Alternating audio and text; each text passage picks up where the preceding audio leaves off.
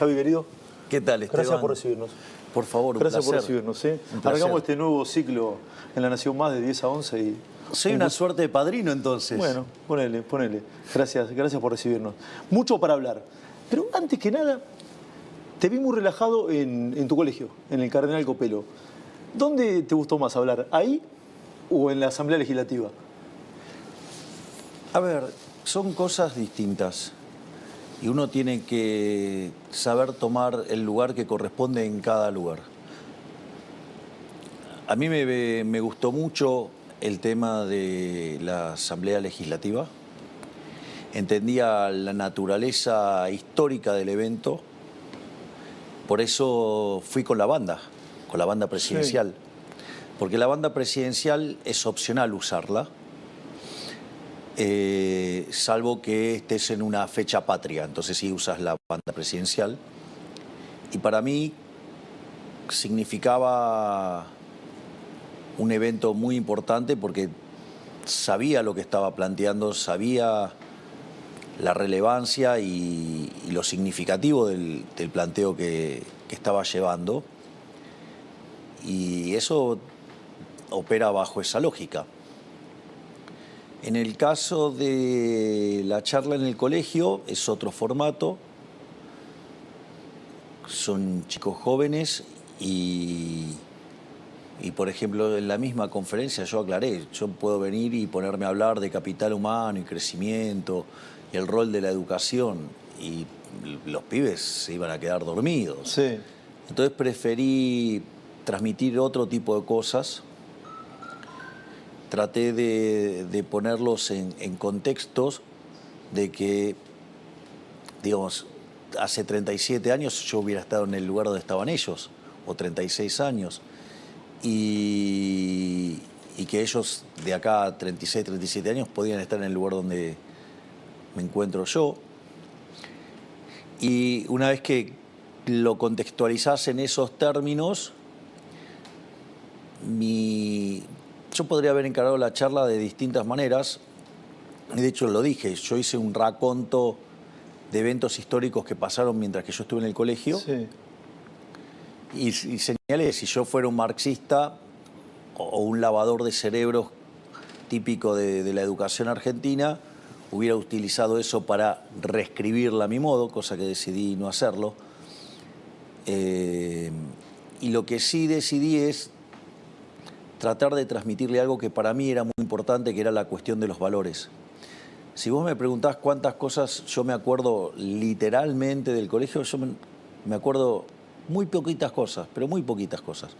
Pero hay una que yo la recuerdo, pero de manera permanente, y la recuerdo, pero ni siquiera borrosa, digo, con lujos de detalle la recuerdo, que fue mi primer día de clases en primer grado, es decir, en 1977, y la primera materia que me toca era caligrafía.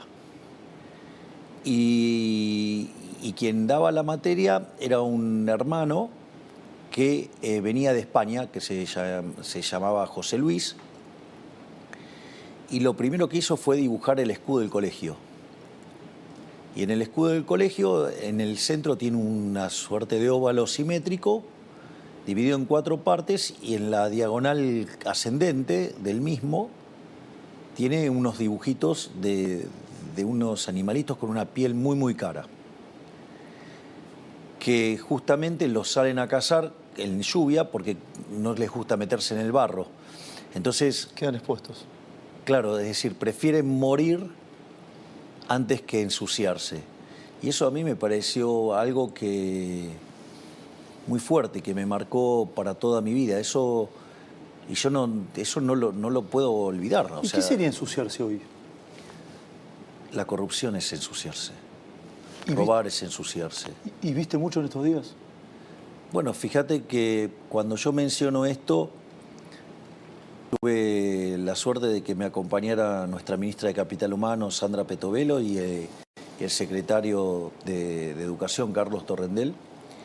Y Sandra estaba profundamente emocionada, está todo el tiempo encontrando cosas irregulares y nosotros estamos muy activos en desactivar todo este tipo de situaciones verdaderamente lamentables. ¿Hay más corrupción de la que mucha gente imaginaba? Que lo que la gente imaginaba, seguro, a mí no me sorprende lo más mínimo. Ya voy a la coyuntura, pero quiero volver sobre esto. Ese pibito de 6 años que ingresó ese primer día al Cardenal Copelo, que se encontró con el maestro de caligrafía. ¿Fue? Caligrafía, el hermano José Luis. Pero no solo eso, porque además, ¿sabes lo que hizo? Escribió los números en el pizarrón. Y empezó con el 0 re chiquitito, sí. Y al final del pizarrón estaba el 10, que tomaba toda la altura el pizarrón. Y ahí nos contó, digamos, bueno, si ustedes se esfuerzan, si ustedes le meten, si ustedes... ¿Pueden llegar al 10? Pueden llegar al 10.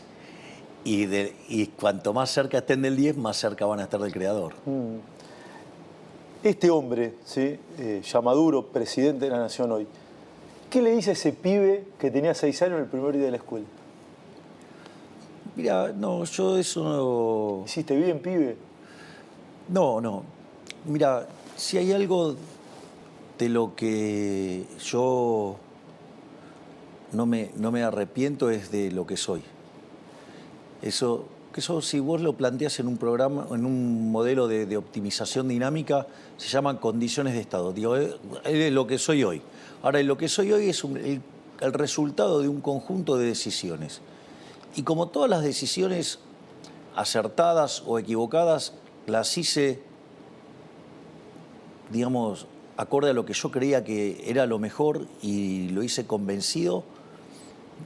Entonces no tengo nada que recriminarme, no tengo nada que cuestionarme. O sea, soy lo que soy en base a mis errores y a mis aciertos. Estás por cumplir 90 días como presidente de la Nación. ¿Tenés algo para cuestionarte o para observar o algún error que crees que hayas cometido que lo quieras contar? Sí, nosotros, por ejemplo, yo he señalado como un error es... yo creí que podía negociar de buena fe con los gobernadores.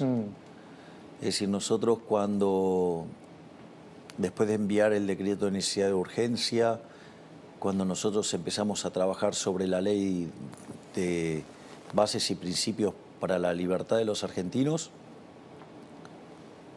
nosotros en ese conjunto de reformas estructurales agregamos un capítulo de coyuntura que tenía que ver con la cuestión fiscal, el capítulo 4. En ese capítulo nosotros ofrecíamos arreglar el problema que tenían las provincias como consecuencia de lo que se hizo durante el gobierno anterior. Y nosotros fuimos y le planteamos eso para que las provincias se reequilibraran. Es más, puse a disposición todo el equipo del Ministerio de Economía para que los ayuden con los temas de deuda. Y ellos, en lugar de tomarlo como algo de buena voluntad, creyeron que era un síntoma de debilidad. ¿Te creyeron débil? Sí. Entonces, a partir de ahí, ellos seguían diciendo que el déficit cero era una buena idea. ¿Te creyeron débil y entonces qué? ¿Pasaron a la ofensiva? Claro, entonces, por ejemplo, nosotros le estábamos dando un punto del PBI para que reequilibraran las finanzas públicas, y entonces se llevaron 2 puntos del PBI, estaban buscando llevarse 2 puntos del PBI. Es decir, entonces hablaban de ir al déficit cero, pero aumentando el gasto público. Y además empezaron a tocar partidas que tenían implicancias sobre el diseño de la política fiscal que nos incrementaba el gasto público en 3 puntos del PBI, con lo cual nos causaban un verdadero desastre y nos estaban empujando digamos, directamente a la hiperinflación, dada la situación que habíamos recibido. Como consecuencia de ello, decidimos levantar el capítulo 4 y tal como dijo Caputo, el ministro de Economía... Que ahora vuelve. Que en el momento él dice, bueno, levantamos el capítulo 4 y las provincias van a tener que ajustar. Ahí obviamente el círculo rojo, que sigue todavía en blanco y negro, como muy bien decís vos, o sea, siguen leyendo las cosas de manera incorrecta. Con los ojos del pasado. Con los ojos del pasado, entonces creyeron que eso era una derrota para nosotros, y nosotros decíamos, esto es una derrota para las provincias. Y si vos te fijas la situación fiscal en la que se encuentran hoy las provincias, el problema lo tienen verdaderamente las provincias. Kicillof dijo ayer que vos le robaste 1 hora de clase a los chicos. Eso es mentira, porque el dinero es fungible y él en lugar de gastar, de poner tanta plata, por ejemplo, en C5N, podría usarla para pagar sueldos, en lugar de estar gastando en el aparato de propaganda que utilizan ellos para ensuciar al gobierno nacional, por ejemplo. ¿Te sentarías a hablar con Kicillof?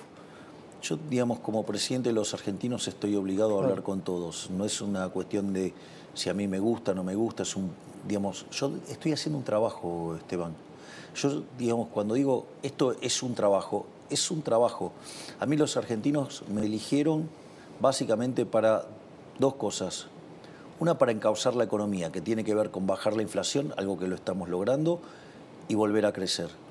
Y por otro lado, me pidieron que termine con el flagelo de la inseguridad, y también lo estamos haciendo. Si la lógica de gobernar y sacar adelante el país implica que yo me tenga que sentar con todos los gobernadores, yo me voy a sentar porque tiene que ver con hacer mi trabajo. Esto no es un problema de mis preferencias o de qué me gustaría hacer, digamos, si me gusta reunirme o no. Es decir, yo de hecho no soy una persona que le guste mucho el tema de estar reunido y esas cosas. No te gustan mucho los eventos sociales, digamos. Exactamente, a mí no me gustan los eventos sociales. No te gustan los eventos sociales. Y sin embargo, si lo tengo que hacer por el trabajo, lo hago.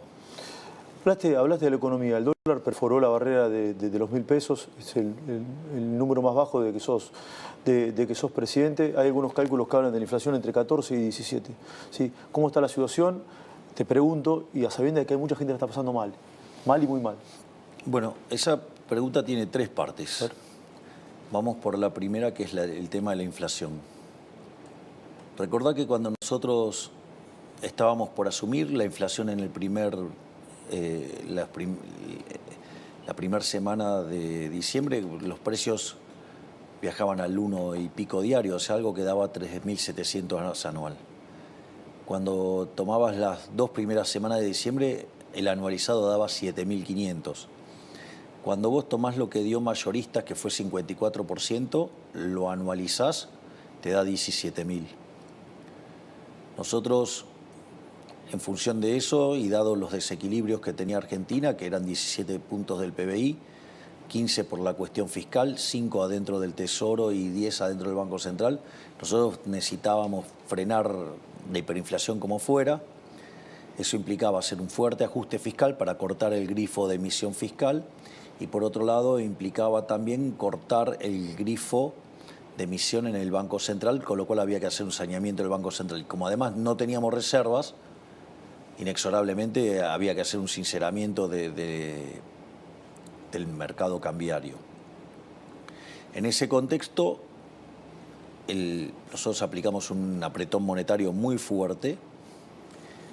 Eso permitió que no se convalidaran precios. De hecho, la inflación cuando iban 3 semanas de diciembre ya estaba en 30. Por eso en una entrevista que me hacen a mí, yo dije si fuera 30 la inflación del mes era un gol porque... Lo llevo a Caputo Aranda, dijiste algo así, ¿no? Claro, porque significaba que se había frenado la inflación en esa cuarta semana y dio 25, o sea que hubo cierta retracción de los precios. Después en el mes de enero, que es un mes muy complicado por el tema de la estacionalidad, más el tema del arrastre estadístico, digamos, pasamos a 20. Por lo tanto, y si ahora, digamos, la inflación está en torno al 15, si vos le restás el efecto de las prepagas, el efecto de las tarifas y el arrastre estadístico, estamos muy cerca de un dígito. Entonces, está funcionando. De hecho, cuando vos tomás las medidas del IPC en términos de online, están todas abajo del 10%. Lo que pasa es que no capturan los efectos de las tarifas. Es más, yo te digo algo, si nosotros tuviéramos el caso de una inflación en torno al 15 y si, dado el arrastre estadístico, a pesar de la suba de tarifas, a pesar de la suba de las prepagas, si los precios de los bienes se pudieran computar de manera correcta dadas las promociones, Hoy la inflación estaría en un dígito ya. Hoy la inflación estaría en un dígito. Lo que pasa que, ¿qué es lo que hacen las empresas? Las empresas pricearon muy fuerte. Subieron los precios por las dudas, digamos. Claro, bueno, está bien, digamos, es parte de la vida. Cuando te equivocás, después corregís. Sí. Pero ¿cómo corrigen las empresas? Te hacen el 3x2, el 2x1. En vez de bajar el precio. Exactamente. Entonces te queda marcado el precio, cuando en realidad el precio verdadero está bajando. Es por eso, si vos llegás a corregir por ese efecto, hoy la inflación estaría en un dígito. ¿Los meses más difíciles van a ser este y el próximo? Sí, este mes va a ser difícil, pero nosotros también es cierto que tomamos muchas medidas para aliviar. Y eso hasta fue destacado y ponderado por el Fondo Monetario Internacional. Nosotros estamos duplicando la asignación universal por hijo, estamos duplicando la tarjeta alimentar, estamos duplicando lo que es la asistencia a las mujeres embarazadas. Hemos cuadruplicado la ayuda a los chicos que inician el colegio, que es una partida que le llega a 7.300.000 chicos. Estamos poniendo en marcha un plan para que aquellos que no puedan pagar las cuotas del colegio se les dé un financiamiento para que puedan hacerlo. Entonces nosotros estamos haciendo un gran trabajo en eso. Es más, a mí me resulta bastante trágico, por decirlo de alguna manera, el tipo de reflexiones que hace el gobierno anterior sobre el tema de los jubilados. Sí. Porque cuando se fueron ellos del gobierno, la jubilación mínima era de $80. Y hoy la jubilación mínima con el bono es de $200. Entonces, verdaderamente... ¿Falta honestidad, decís, de lo que dice el gobierno anterior? Bueno, es la característica del gobierno anterior. Son mentirosos seriales, ¿no? Sí. ¿Y deshonestos? Deshonestos intelectualmente, seguro. ¿Hablaste con Alberto Fernández? Sí, me llamó por el tema de lo del champán. Sí. Y él me contó que él es abstemio. Y como estábamos con ese tema, en ese momento también había muchos periodistas pidiéndome las facturas, pero todos me decían que Alberto era abstemio. Entonces, a mí me pareció que era digamos, ahí me comí una fake news. Yo lo pude validar con varios periodistas que él efectivamente es abstemio. ¿Y le pediste disculpas? Claro, le pedí disculpas y publiqué en Twitter un tuit dejando constancia de eso. Sí. Digo, a mí me parece que es de buena gente hacer eso, porque si yo me quejo de periodistas que mienten de manera abierta y descarada sobre cosas mías, y si yo me quejo públicamente, y algo que me parece verdaderamente aberrante es que algunos periodistas mienten y refuerzan la mentira, ¿no? ¿Cuál es la mentira que más te jode que te dicen de vos? Mira, ya a esta altura del partido casi, digamos, como que te acostumbras ya, porque verdaderamente la cantidad de locuras que dicen es verdaderamente descomunal. En la charla que tuviste con Alberto, ¿hablaste del tema de los seguros, de todo este escándalo de corrupción? No. ¿Qué mirada tenés al respecto? ¿Lo denunciaste o lo mencionaste en la asamblea? No, ahí, digamos, eso está impulsado desde Capital Humano y está haciéndose todos los trabajos para terminar con todo lo que sea actos de corrupción. De hecho, una de las cosas maravillosas que armó la ministra Petovelo en el Ministerio de Capital Humano es, ella tiene como una suerte de brigada anticorrupción y van y se instalan en alguna dependencia y revisan todo y nada, y como verás, cada vez que encontramos cosas salen todas a la luz y los llevamos a la justicia. Nosotros con el tema de la corrupción vamos a ser implacables. Sí. Con el tema de los seguros van a cortar toda la intermediación. Sí, se va a ir a un esquema de autoseguro, tengo entendido. Sí. Javier, ¿cómo está el tema del aumento de las dietas de los diputados y senadores que se generó una gran polémica? ¿Cuál es tu mirada al respecto?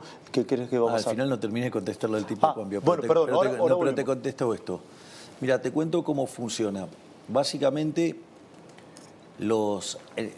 tiempo atrás, básicamente los legisladores se votaban ellos mismos la dieta. En ese contexto, frente a la resistencia que generaba, con mucho criterio de la gente, entonces básicamente lo que se hizo es ir a un esquema donde las dietas quedaban atadas a las paritarias de los trabajadores del Congreso.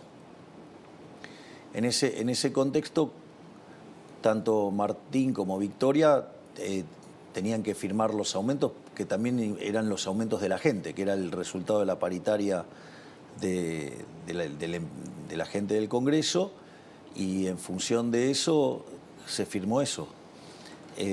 Obviamente que dado la situación del país, o sea, yo le dije a Martín que saque esa cláusula y que básicamente avance en algo que quede desligado y que los políticos voten a ver qué quieren hacer con las dietas, Sí. y que queden expuestos frente a la sociedad. O sea, que no se aumenten el sueldo ahora.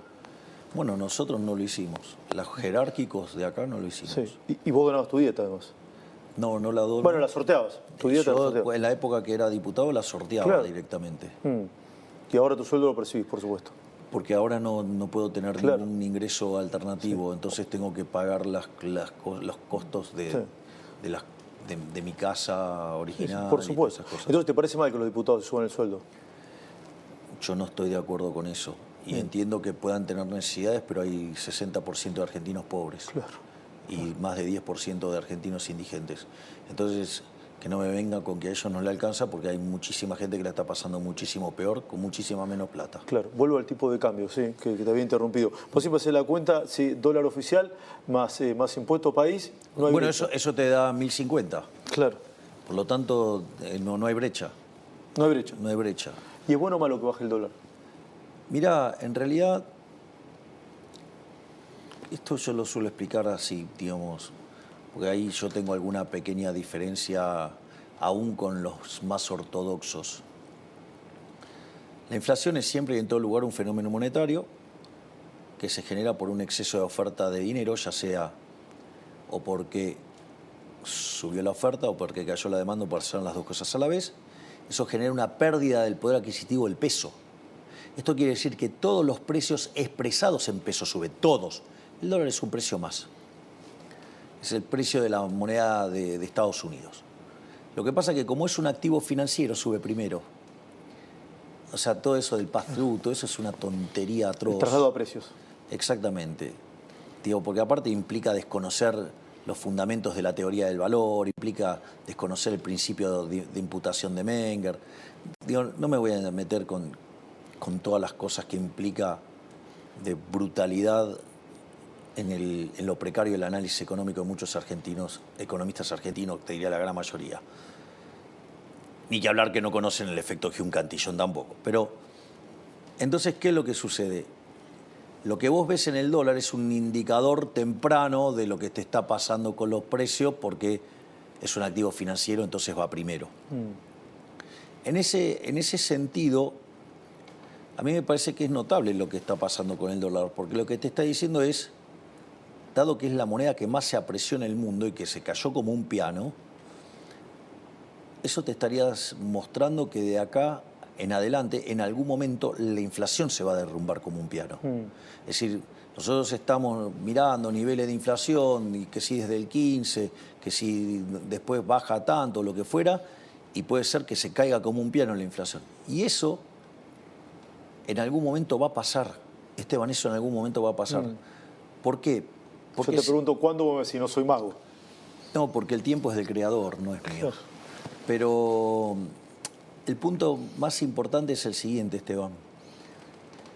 Nosotros hemos decidido frenar la emisión monetaria.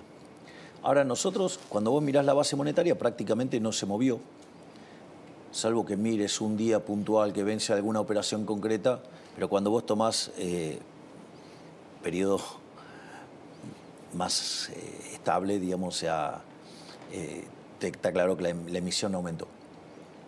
En ese contexto, quiere decir que nosotros no emitimos. Sí, emitimos. Emitimos para comprar dólares. De hecho, llevamos comprados casi 9.500 millones de dólares. O sea, ¿entendés que metimos un refuerzo a las reservas de 9.500 millones de dólares? No solo eso, sino que además hay unos instrumentos en los cuales había utilizado el Banco Central en la gestión anterior para mitigar los efectos en el mercado de cambios, que dispara opciones de put que se están ejecutando y que también implica que hay que pagarlas. Y también estamos pagando los pases, ¿no? que en lo que devino las LELIQs. Entonces vos me decís, ¿cómo estás haciendo entonces para que no cambie la cantidad de dinero? Bueno, absorbemos por el sector fiscal y por el BOPREAL. Y eso hace que la base monetaria no cambie. Esto es muy importante porque la base monetaria es un pasivo del Banco Central. Entonces vos fíjate que tenemos el mismo nivel de pasivos remunerados, tenemos el mismo nivel de pasivo no remunerado, que es la base, pero en el medio, ahora en el balance, tenemos 9.500 millones de dólares más. Sí. Entonces estamos generando un saneamiento del Banco Central furioso, y eso es lo que está haciendo que se derrumbe el dólar. Y eso te está cantando que de acá para adelante se te va a derrumbar la inflación. Es más, yo te voy a decir algo. Históricamente, en lo que va del siglo XXI, la base monetaria en términos del PBI en Argentina es 10%. Hoy la base monetaria, ¿no? Sí, es 3%. En realidad, si queremos ponernos piqui, es 2,6%.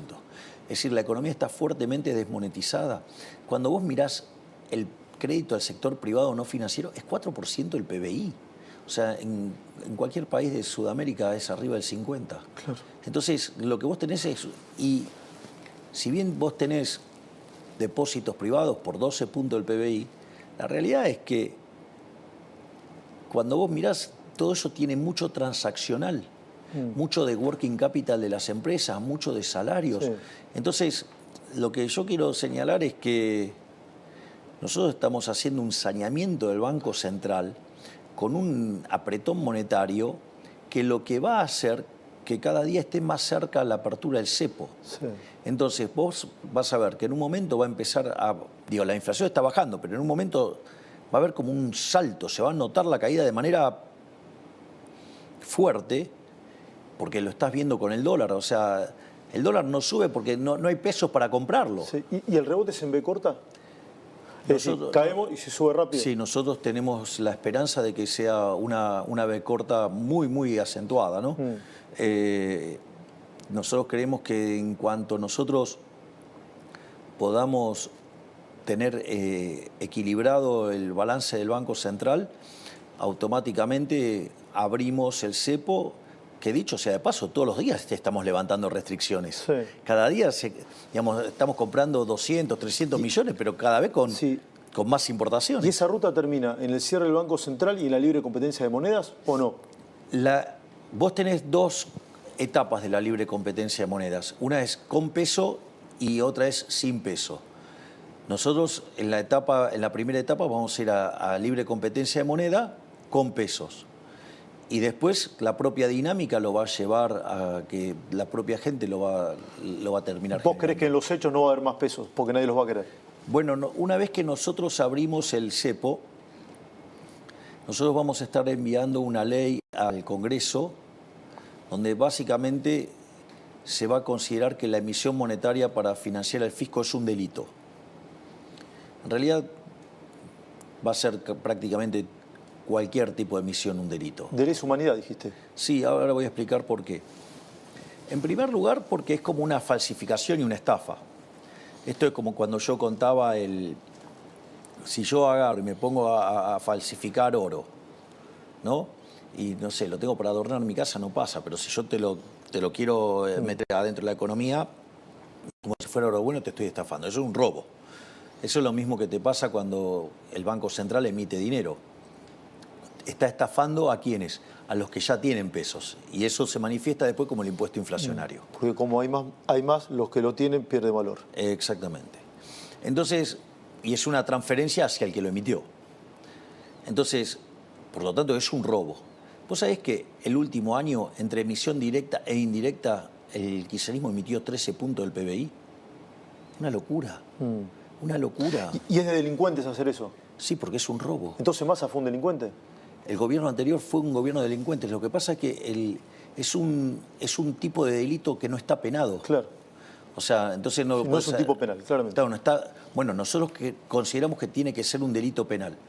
Entonces, en ese contexto van a terminar yendo presos el presidente del Banco Central y su directorio, el presidente de la Nación, el ministro de Economía y los diputados y los senadores que voten presupuestos que tengan financiamiento monetario. Javier, me quedan pocos minutos y no quiero faltar respeto al tiempo acordado y sé que tenés mucha actividad por realizar. No, pero está claro, ¿no? Sí, Que digo, clarísimo.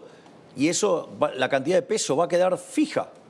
Entonces vos vas a empezar a entrar a otros tipos de monedas. Sí. Y de hecho vos creés que nadie va a querer agarrar el peso. No lo sé, pero que no va a perder valor seguro. Después de Telam, ¿viene la televisión pública? La idea es, mira, todo lo que podamos privatizar, lo vamos a privatizar. Nosotros no creemos en el Estado empresario. En realidad nada de lo que hace el Estado lo puede hacer bien, lo hace todo mal. Hay una frase hermosa de Milton Friedman, que además está en el libro Libre para elegir, que lo escribió con quien fuera su mujer, Rose Director, o también conocida como Rose Friedman, y dice, hay 4 formas de gastar. Vos podés gastar tu dinero o el de otros, y los podés gastar en vos o en otros. Entonces, cuando vos gastás tu dinero en vos mismo, vos sabés lo que te costó ganarlo, vos sabés lo que querés, y es la forma en la cual vos maximizás tu bienestar. Ahora, vos podrías gastar tu dinero en otras personas. ¿Qué es lo que haces cuando haces un regalo? Tratás de quedar bien con lo menos posible, o sea, minimizás el costo. Ahora, cuando vos gastás el dinero de otros en vos mismo, derrochás, y eso es un clásico. Entonces, ¿cuál es la peor manera de todas de gastar? Gastar el dinero de otros en otros. ¿Qué es lo que hace el Estado? Por lo tanto, por definición, el Estado funciona mal siempre. Siempre lo va a hacer mal. No hay forma de que lo haga bien. Todo lo que se pueda privatizar lo vas a privatizar. Todo lo que pueda privatizar lo voy a privatizar. Todo lo que pueda pasarse al sector privado se lo voy a pasar al sector privado. AISA y Banco Nación también, por ejemplo. No debería quedar nada en manos del Estado. Porque fíjate, digamos, viene y ¿viste? ¿Querés detectar a un chorro? A ver. ¿Querés detectar a un chorro, a un político chorro? Sí. Es el que viene y te dice, no, hay que tener un Estado eficiente. Después de lo que te acabo de contar, no existe el Estado eficiente. No existe el Estado eficiente porque, además, el último que podría decir algo así es un político argentino, porque en principio no existe. Y si por error existiera en Argentina, no existió. ¿Me comprendés? Porque el caso de Argentina es todo funciona mal. Es decir, si yo te digo, voy a hacer una agencia como Telam, ¿cómo va a terminar? Y siendo un brazo, digamos, un aparato político, un aparato de propaganda. Bueno, ¿y cómo funciona? Y de esa manera. Entonces, y además pierde un montón de plata. Y entonces, ¿de qué estamos hablando? Macri. ¿Va a haber una fusión con el PRO? ¿No va a haber una fusión? ¿Están hablando? Nosotros tenemos una excelente relación. O sea, la verdad que con el presidente Macri yo tengo una relación excelente. Tengo una excelente relación con muchas personas de su espacio, llámese la doctora Bullrich o el doctor Petri, que son parte de nuestro gabinete, digamos. La doctora Bullrich está haciendo un trabajo fenomenal en la cartera de seguridad y la verdad que el ministro Petri es impecable, digo, es impecable. Además, es alguien muy motivado y trabaja muchísimo, porque está con los temas de defensa, ¿no? Pero salió esto de hacer la ley del Banco Central y ella escribió un proyecto. Sí. Ese proyecto ya lo estuvo semblanteando con Ricardo Rojas, que escribió el libro La inflación como delito, un ex juez, un libertario brillante. Bausili también estuvo en contacto con Ricardo Rojas. Ahora, digamos, tanto Luis como Santiago están interactuando en el desarrollo de este proyecto. Es decir, la verdad es que cuando también, no sé, me pongo a mirar los diputados, por ejemplo, digo, yo con Ritondo tengo una relación fenomenal. De hecho, el trabajo que hizo durante la ley Bases fue impecable. El trabajo que hicieron los diputados del PRO fue impecable. Sí. ¿Crees que van a terminar todos juntos entonces? A ver. Mirá, la verdad es que los hechos se juntaron solos, sin que hiciéramos nada. Y además, digo, yo me llevo muy bien con Macri, me llevo muy bien con Bullrich. Digo, parece que es bastante evidente que digamos, tenemos mucha afinidad y estamos y tenemos claro que Argentina sale adelante con las ideas de la libertad. Por lo tanto, yo lo veo, digamos, factible. Lo que creo es que, como todas las cosas, tiene que surgir naturalmente, no, digamos, no tiene que ser forzado. Y fíjate que naturalmente funcionó muy bien, funcionó muy bien. Entonces, yo lo que creo es que estamos de hecho, yo creo que ahora el proyecto para evitar este tipo de aumentos en las cámaras, o sea, lo van a probar. creo que van a hacer un trabajo juntos. Al menos eso es lo que hablé con Martín Menem y con un diputado del PRO. ¿El PRO con o sin Larreta? Me parece que Larreta, primero que no comulga con estas ideas. Él es un socialdemócrata con una vocación intervencionista profunda, o sea.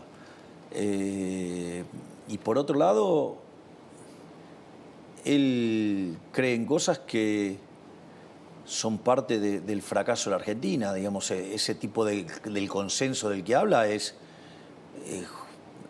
digamos, nos remonta, digamos, a las páginas más oscuras de la historia argentina. Y no solo eso, parece que no entiende y que no tomó nota que él perdió por paliza. Digamos, tenía todos los recursos y perdió en la interna con Bullrich. Y como dice Bullrich, después fuimos a una elección. Había una opción del cambio y había una opción radicalizada del cambio. Sí. En el contexto, en el verdadero sentido de la palabra radicalizado.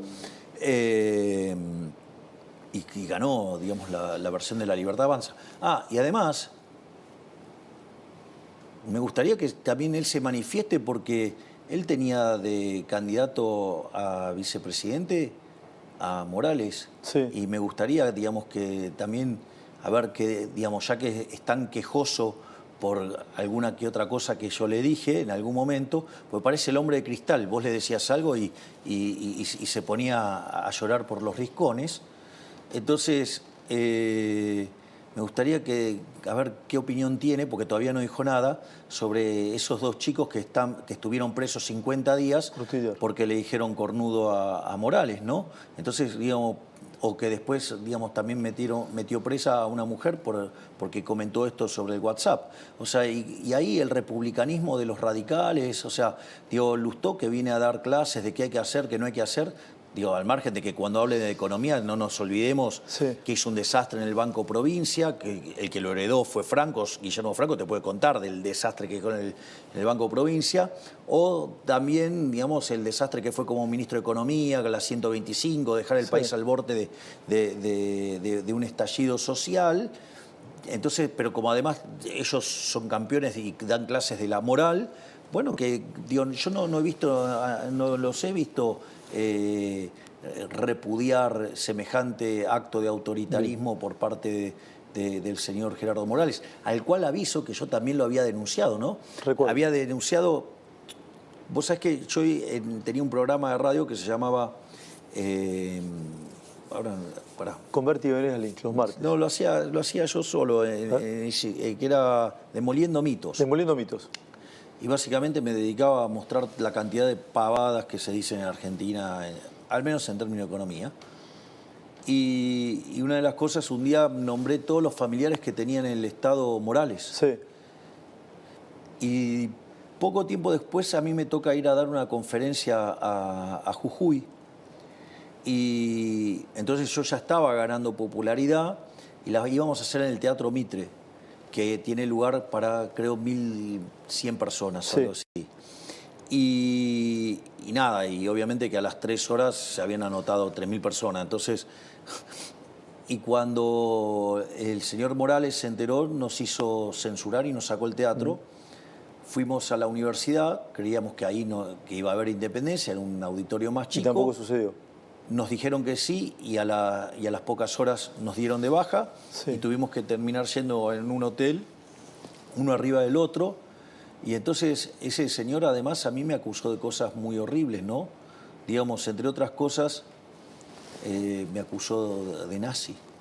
Javier, me van a matar y te quiero hacer unas 3 preguntas muy breves. ¿Hay una casta en el fútbol? ¿En el fútbol argentino? Mira, yo creo que sí. Y la verdad es que la mejor forma de terminar con eso es metiendo la competencia. Porque fíjate esto, nuestro proyecto de sociedades anónimas deportivas no implica que no existan los clubes tal como existen hoy, pero da la posibilidad de que existan otras sociedades. Nosotros, hoy en este momento, nosotros tenemos ofertas concretas, digamos, el propio Manchester City quiere comprarse un club en Argentina. Entonces... ¿Uno grande? Sí. ¿Muy grande? Muy grande. Sí, no tan grande como Estudiantes de La Plata, pero grande. Estudiantes es un grande. pero más grande. Pero sí, sería un poquitito más grande. Tiene ese Boca River. A ver, yo tengo mucho cariño por Estudiantes, pero no te pongas tan bullish, Esteban, dale. No te voy a hacer lo que te hizo Eduardo. Digamos, o sea, yo sufría mientras que Eduardo te hacía bullying con Estudiantes. Pero, digamos, aparte un bilardista fanático, te imaginarás que me dolía el bullying. Pero te defendiste bien con las Copas Libertadores, con la Intercontinental, o sea... Sí, porque, como dice Friedman, los datos primero. Primero los datos, claro. Pero al margen de eso,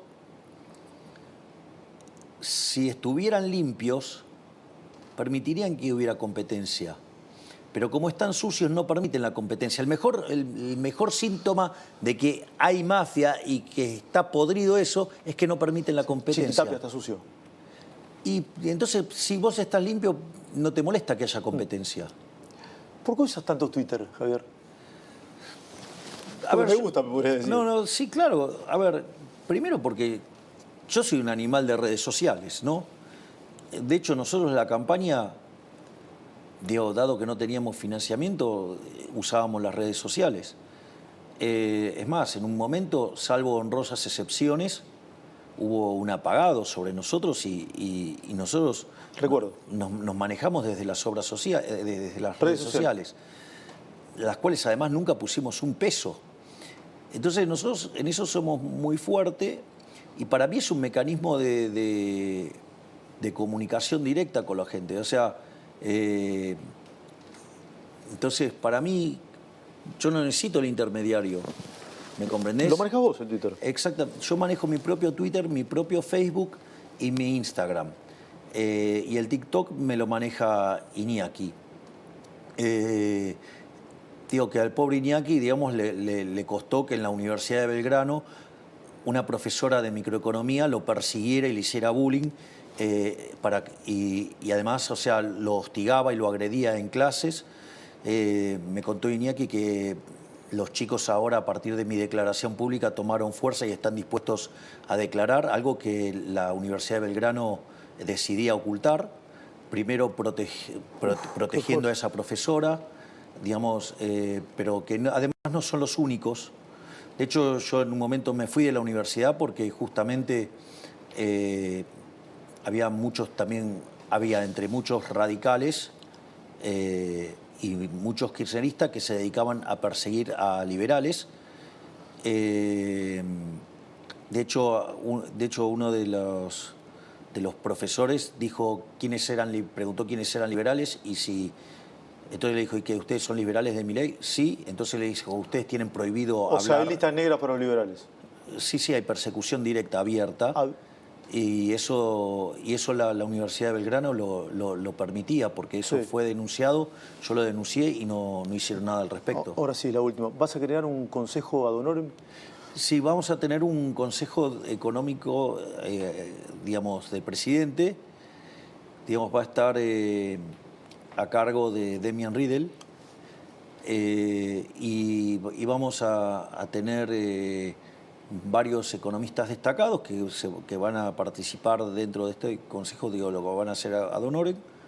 Y la verdad es que estoy contento. Digo, para los que andan diciendo algunas tonterías respecto a mi amigo Ramiro Marra, dentro de ese consejo va a estar Ramiro. En ese consejo va a estar Ramiro Marra. Sí, porque la idea es estar pensando afuera de la caja. Digo, para estar todo el, digamos, entonces tener un equipo, digamos, que está trabajando todo el día en la gestión, como es el maravilloso equipo que tiene Luis Caputo, o sea, el Toto. La verdad que Sí. Rodeado también de gente maravillosa, formidable. Te juro que es un placer trabajar con ellos. Lo que, digamos, ver el desempeño de Pablo Kirchner en el Congreso fue fabuloso. O, digamos, no sé, en las reuniones de gabinete participa Santiago Bausili, el presidente del Banco Central, y es fabuloso, o sea, todo es fabuloso. La verdad que yo estoy muy contento con el gabinete. Yo disfruto mucho las reuniones de gabinete, o sea, lo cual es un problema para ellos porque me pongo bastante intenso. ¿Te pones intenso? Y sí, digamos, yo soy como una suerte de... Yo no sé si tuviste la suerte de ver óperas de Puccini. Sí, algunas. ¿Viste?